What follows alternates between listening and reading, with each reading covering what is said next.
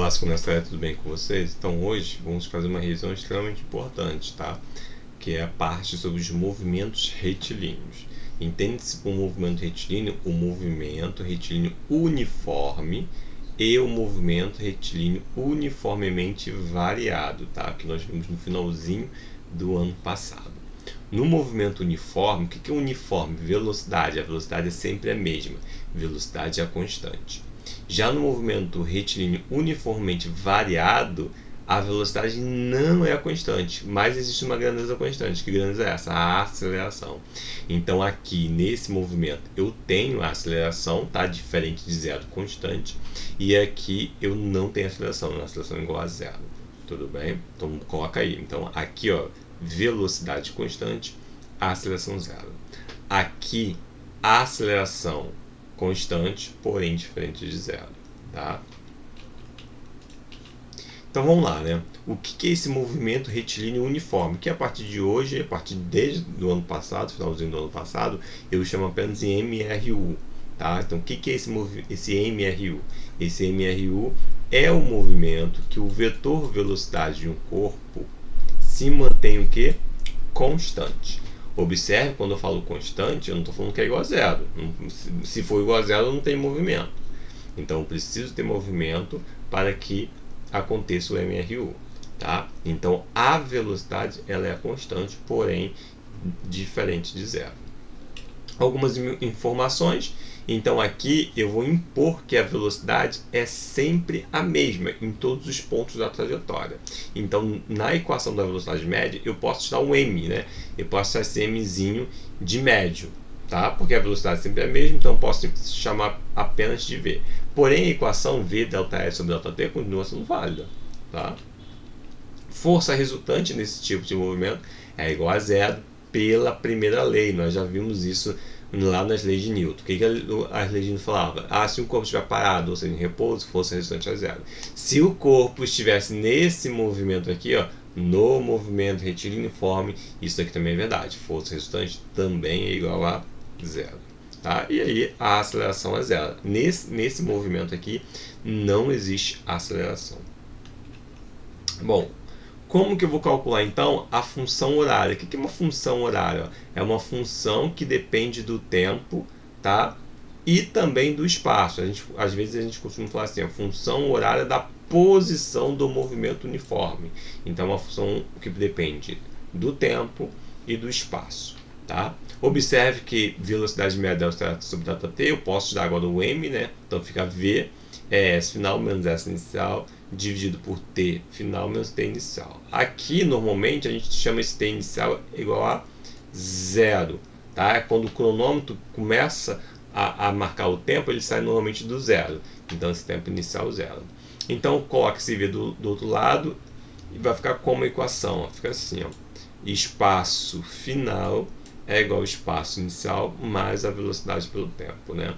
Os alunos enxergam aqui a palavra sorvete, então essa equação é chamada de sorvete, é conhecida como sorvete. Usa a equação do sorvete, é usar a equação horária da posição do movimento retilíneoforme.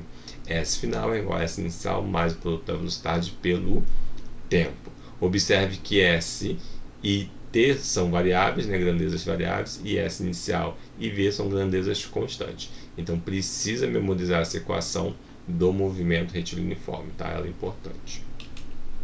Bom, esse movimento ainda eu posso classificar entre progressivo e retrógrado. E é muito simples, gente. Olha só, observe aqui que a trajetória ela está positiva para a minha direita. Então observe que o observador, a pessoa aqui, o corpo, está andando no sentido positivo da trajetória, ou seja, velocidade maior que zero. Então vou chamar de movimento progressivo. Por que progressivo? Porque ele está no sentido positivo da trajetória. Se ele estiver ao contrário, no sentido negativo da trajetória, eu vou chamar de movimento retrógrado. Simples assim. Tá? Então se a velocidade for positiva, movimento progressivo. Se a velocidade for negativa, movimento retrógrado. Tá? E é importante, muito importante, principalmente quem for fazer provas aí de militar e ENEM, entender o gráfico desse movimento aqui. Então eu quero representar o gráfico da velocidade em função do tempo. Às vezes o aluno não olha os eixos, hein? Eu preciso olhar os eixos do gráfico. Então, ó, velocidade em função do tempo, como que vai ser o gráfico desse movimento? Do movimento retilíneo uniforme.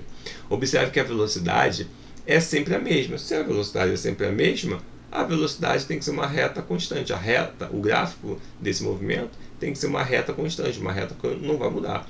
E aqui vai assumir o valor que vai depender do exercício, né? 5, 10, o valor que tiver. Mas a reta sempre é uma reta constante. Por quê? Porque a velocidade não muda, a velocidade não vai sofrer variação.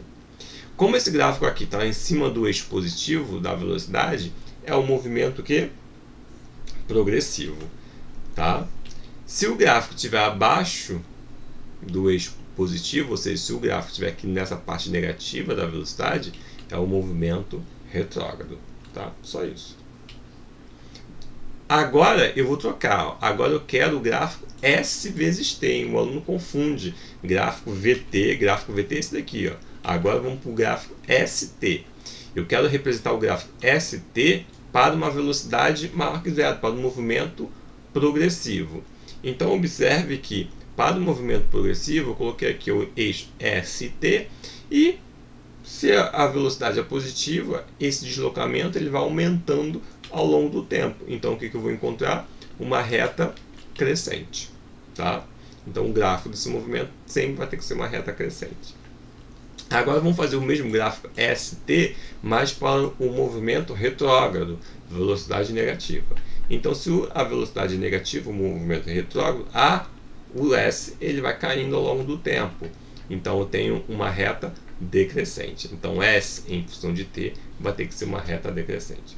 O aluno precisa memorizar. Vamos voltar lá. Ó. S é V em função de T. Retas constantes. S em função de T para um movimento progressivo, uma reta crescente. E S em função de T para o movimento retrógrado, uma reta decrescente. Precisa memorizar esses gráficos. Tá? Agora eu vou trocar de movimento, presta atenção, hein? Agora eu vou trocar de movimento. Agora eu vou estudar um outro movimento, um movimento que tem aceleração. Observe que a aceleração, ela tem, ó, tá aqui um vetor aceleração, e a aceleração tem modo, tem direção, tem sentido. A aceleração é uma grandeza vetorial, mas aqui para facilitar o nosso entendimento, eu quero saber apenas o número, apenas o modo. Então por isso que eu coloquei aqui, ó, a aceleração escalar, porque eu quero apenas o número. Tá?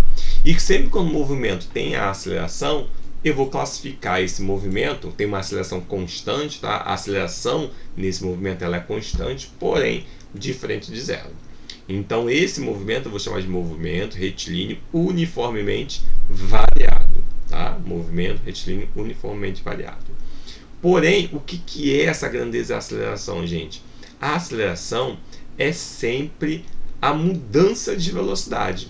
Se você tem mudança de velocidade, você tem uma aceleração. Nós costumamos dizer que se você aumenta a velocidade, essa aceleração é positiva ou simplesmente aceleração. Se você diminui a velocidade, você tem uma aceleração negativa ou uma desaceleração. Tá? Então o corpo muda de velocidade, então vai surgir uma aceleração positiva ou negativa. Tudo bem? Naquele outro movimento, do movimento uniforme, eu não tinha aceleração, a aceleração era zero. Aqui eu passo a ter uma aceleração. Tá aqui, ó, a aceleração é ΔV sobre ΔT. Se a aceleração for positiva, a velocidade aumenta. Se a aceleração for negativa, a velocidade diminui. Tá? Observe que no SI, a unidade de aceleração é 1 metro por segundo ao quadrado. Hein? Ó. Unidade de aceleração, metro por segundo ao quadrado. Bom, qual é a função horária, então, da velocidade do movimento retilíneo uniforme? Então, eu escrevi aqui, ó, a equação da aceleração. Novamente, eu estou fazendo idêntico do outro modo, né? Eu estou cortando esse tempo inicial, porque esse tempo inicial eu estou fazendo igual a zero. Então, tem essa equação aqui, o aluno precisa memorizar também. Então, V, que está em função de t, é V inicial mais AT. Essa é a função horária da velocidade do MRUV. Tá? Qual é o gráfico? Observe que o gráfico disso aqui é uma reta crescente. Não confundir com o do movimento uniforme. Do movimento uniforme tinha um S aqui, não um V, era um S. Tá? E também posso ter uma reta decrescente, se essa é a aceleração negativa. A aceleração negativa é a reta decrescente e a aceleração positiva é uma reta crescente. Tá? Também posso classificar esse movimento em acelerado ou retardado. Isso mesmo, retardado. O movimento acelerado é quando o vetor velocidade e a aceleração, como estão nessa figura aqui, ó, possuem a mesma direção e o mesmo sentido. Então, se o vetor velocidade e aceleração possuem a mesma direção e o mesmo sentido, eu vou classificar esse movimento como acelerado. Ó, acelerado. Agora, se o vetor velocidade e o vetor aceleração possuem sentidos opostos, possuem sentidos opostos, ou seja, sentidos contrários, né? Eu vou classificar esse movimento como retardado. Então aqui é retardado, retardado, aqui é acelerado e acelerado. Tá? E qual é a função horária da posição? A função horária da posição, quem quiser, a gente pode tirar em função desse gráfico aqui, ó. Então tem um gráfico VT, uma reta. Sempre que eu calcular a área debaixo desse gráfico aqui, eu tenho um deslocamento do móvel. Tá? Isso é uma dica importante. Sempre quando for calcular a área, eu tenho um deslocamento do móvel. Aqui eu usei aqui a área desse trapézio aqui, que é base maior mais base menor vezes altura sobre 2. Então eu tirei dessa fórmula, eu tirei essas letras aqui e coloquei os meus valores da cinemática, né? Então o A ficou ΔS, o B ficou V, esse Bzinho ficou V inicial e o H ficou T.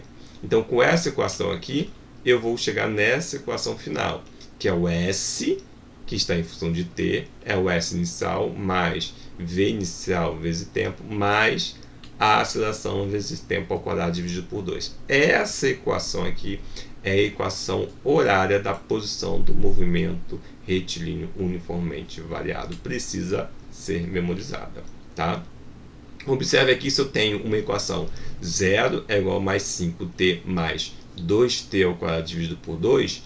Observe que eu posso saber quais são os valores dessas grandezas aqui, ó.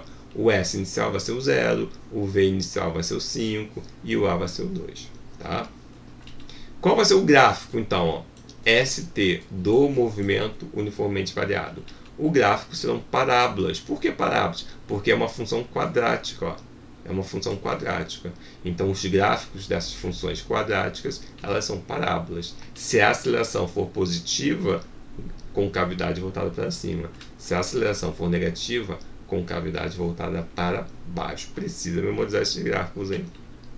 Bom, a gente precisa chegar numa equação extremamente importante, que é a equação de Torricelli. O que o Torricelli fez? Ele juntou as duas equações do movimento uniformemente variado e ele isolou o tempo. Ele não queria o tempo nessas equações. Então ele isolou o tempo aqui e jogou aqui dentro. Quando ele faz isso, ele encontra uma equação que não tem tempo. Observe aqui, ó. Velocidade ao quadrado é igual a velocidade inicial ao quadrado mais 2A ΔS. Tá? Então, essa é a equação de Torricelli para o movimento retilíneo uniformemente variado. É uma equação que nós usamos quando não tem tempo. Às vezes o aluno sempre pergunta, mas eu não sei que equação usar. Você leu o enunciado, em nenhum momento ele falou do tempo, ele não mencionou o tempo, provavelmente você vai ter que usar a equação de Torricelli. Se ele falou de tempo, aí vai depender. Ele quer velocidade? Então usa essa daqui. Ele falou de tempo e quer a posição, o deslocamento, a distância? Então provavelmente você vai usar essa daqui. Tudo bem, gente? Então equações dos dois movimentos precisam ser memorizadas e os gráficos também. Tá? Isso aqui é extremamente importante, hein? Então por hoje é só. Até a próxima. Tchau, tchau.